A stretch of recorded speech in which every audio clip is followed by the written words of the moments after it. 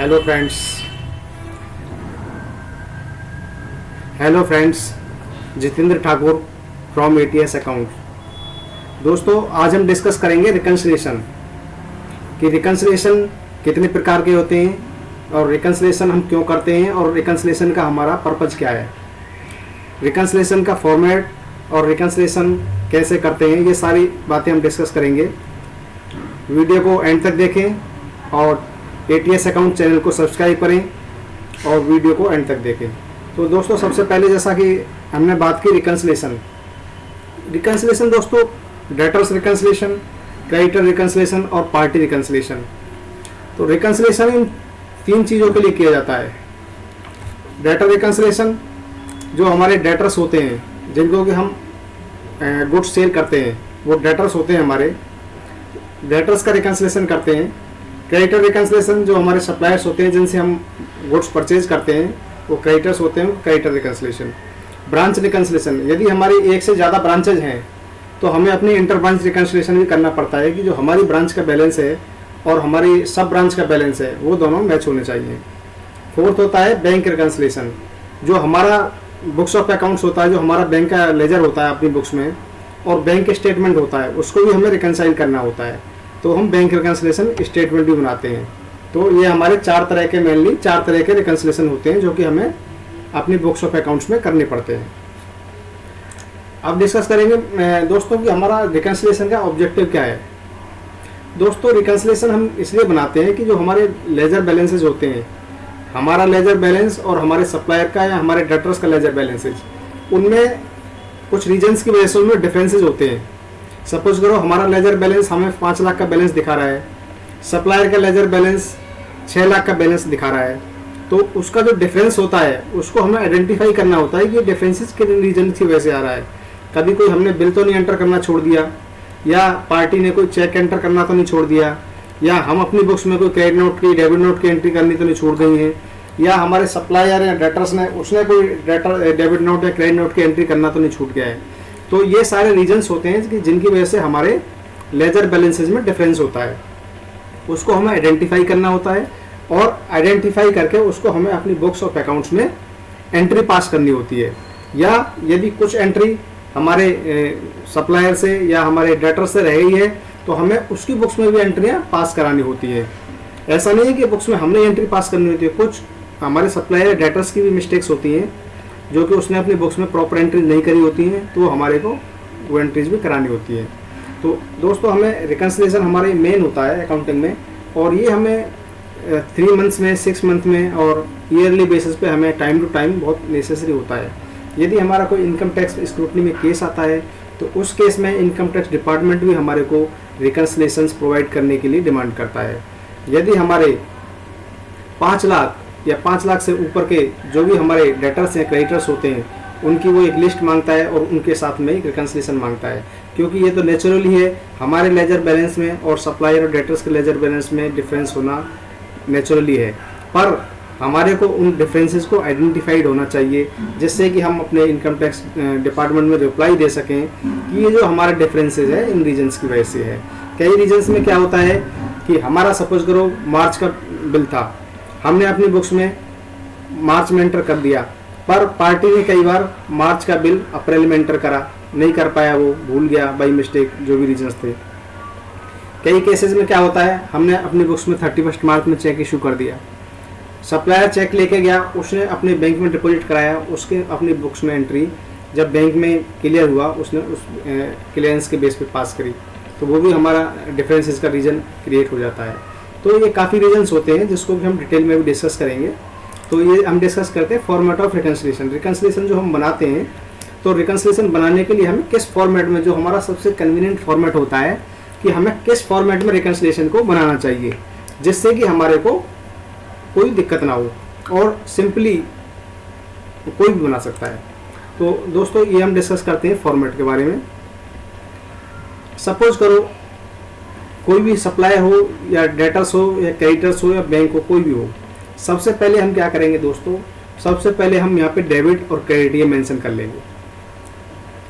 उसके बाद balance as per our books, balance as per our books, जो भी हमारा सपोज करो हम 21-22 फाइनेंशियल ईयर के लिए रिकंसिलिएशन बना रहे हैं, तो हमारा जो 31 मार्च 2022 को जो हमारा बैलेंस होगा, डेबिट भी हो सकता है क्रेडिट भी हो सकता है, जो भी बैलेंस होगा उसको हम यहाँ पे मेंशन कर लेंगे।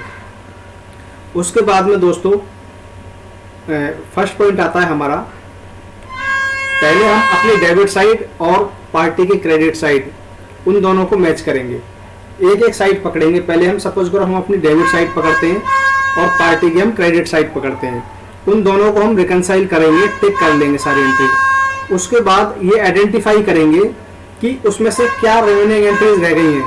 सपोज करो जो एंट्रीज रह गई हैं उसमें हम ये फर्स्ट पॉइंट मेंशन करेंगे, amount debited by us but not credited bye party. Party मैंने एग्जांपल के लिए सोनी इंडिया लिमिटेड ले लिया है, amount debited by us but not credited by Sony India limited. इसमें जैसे हमारा 31 मार्च 2022 को ये चेक नंबर था, ये 3,10,000 का जो चेक था ये हमने इशू कर दिया, पर सोनी इंडिया लिमिटेड ने अपनी बुक्स में एंट्री नहीं की, तो ये हमने यहाँ मेंशन कर लिया। सेकंड आता है हमारा डेबिट नोट। एक डेबिट नोट था जो हमने इशू किया अपनी बुक्स में, पर पार्टी ने अपनी बुक्स में एंट्री नहीं की, तो ये डेबिट नोट की एंट्री शॉर्ट सप्लाई के लिए था, ये हमने मेंशन कर लिया। थर्ड आता है हमारा, ये चेक था जो हमने अपनी बुक्स में एंट्री कर लिया, पर सोनी इंडिया लिमिटेड ने अपनी बुक्स में एंट्री नहीं किया, तो ये हमें आइडेंटिफाई हुआ। जब हम अपने डेबिट साइड और पार्टी क्रेडिट साइड को मिलाने से जो हमारे को आइडेंटिफाइड हुआ, वो हमारे इस पॉइंट में नंबर 1 में हम मेंशन कर लेंगे। सेकेंड पॉइंट आता है दोस्तों, amount credited by us but not debited by Sony India limited. Second step हम क्या करते हैं कि हम अपनी क्रेडिट साइड लेंगे और पार्टी की डेबिट साइड लेंगे, उन दोनों को टिक करेंगे। उसके बाद में हमें आइडेंटिफाई हो जाएगा कि हमारी कौन सी ट्रांजेक्शन्स रह गई हैं। उसमें सपोज करो हमें आइडेंटिफाई हुआ कि हम उसमें वो ट्रांजेक्शन लेंगे अपनी कि amount credited by us but not debited by Sony India limited. Entry जो हमने क्रेडिट कर ली है पर सोनी इंडिया लिमिटेड ने डेबिट नहीं की है, तो ये हमने ये इनवॉइस था जो हमने अपनी बुक्स में क्रेडिट कर रखा था, पर सोनी इंडिया लिमिटेड की बुक्स में डेबिट नहीं था, तो ये हमने यहाँ मेंशन कर लिया और इसको अपनी डेबिट साइड में शो कर दिया। थर्ड आता है दोस्तों कि amount debited by Sony India limited but not credited by us.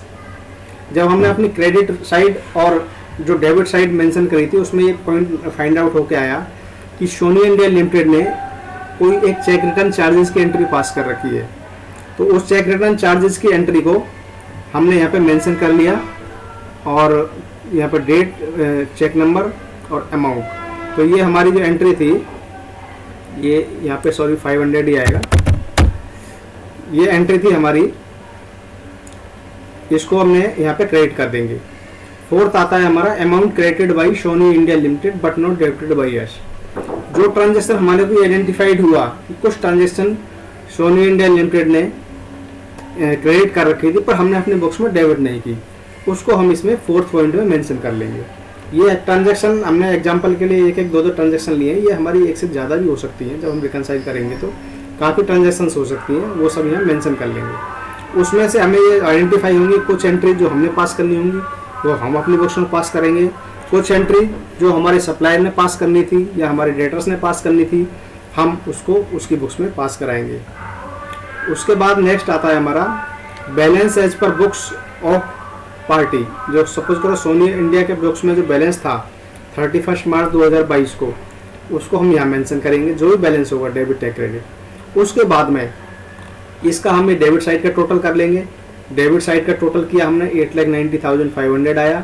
हमने क्रेडिट साइड का टोटल किया, क्रेडिट साइड का टोटल हमारा 8,90,500 आ गया।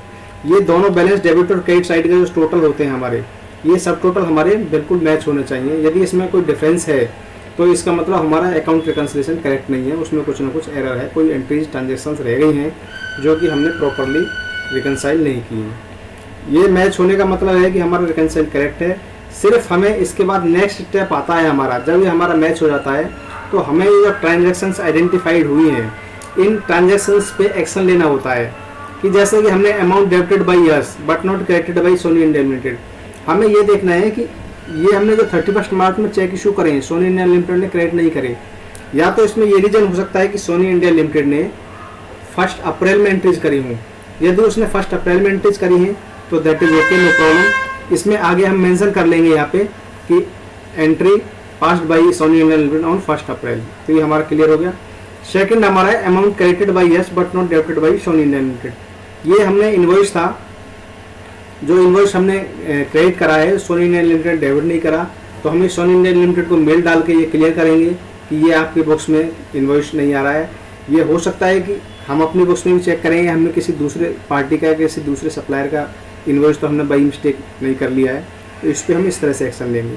थर्ड पॉइंट पे amount debited by Sony Indian limited but not credited by us. इसमें सोनी इंडियन लिमिटेड ने cheque return charge की एंट्री डाल रखी है, पर अपनी बुक्स में हमने नहीं पास करी है। पहले हम इसको आइडेंटिफाई करेंगे, सोनी इंडियन लिमिटेड ने जो एंट्री पास करी है क्या ये करेक्ट है। यदि हमें आइडेंटिफाई हो जाता है कि ये करेक्ट एंट्री है, तो इसको हम अपनी बुक्स में पास कर लेंगे। फोर्थ आता है amount credited by Sony Indian limited but not debited by us. जो सोनी इंडियन लिमिटेड ने जो क्रेडिट नोट पास किया है, उस क्रेडिट नोट की हम उनसे कॉपी लेंगे। उस क्रेडिट नोट की कॉपी लेने के बाद में उस क्रेडिट नोट के बेस पे हम अपनी बुक्स में इसकी एंट्री पास कर लेंगे। तो ये एक्शंस हमारे को रिकन्सिलेशन के बाद लेने होते हैं। उसके बाद हमारे को नेट रिकन्सिलेशन ये बन जाता है रिमेनिंग एंट्रीज का। तो दोस्तों, उम्मीद है कि वीडियो आपको पसंद आई होगी। आज हमने इसमें डिस्कस किया रिकन्सिलेशन। अच्छा, इसमें रिकन्सिलेशन में बैंक रिकन्सिलेशन भी हम इसी फॉर्मेट से बना सकते हैं। जैसे हमने अभी डिस्कस किया कि बैलेंस एज पर अवर बुक्स, हम इसमें यदि बैंक रिकन्सिलेशन कर रहे हैं तो उसमें कर देंगे बैलेंस एज पर अवर बैंक बुक, और यहाँ पे लास्ट में यदि balance as per books of Sony limited की जगह पे हो जाएगा balance as per bank statement, तो यहाँ पे balance as per bank statement हो जाएगा। तो ये हो जाएंगे। और बैंक रिकन्सिलेशन में भी ये है टेकिंग हमारे को, जैसे डेबिट साइड हमारी स्टेटमेंट की और क्रेडिट साइड बैंक स्टेटमेंट की, सेम प्रोसेस वही रहेगा।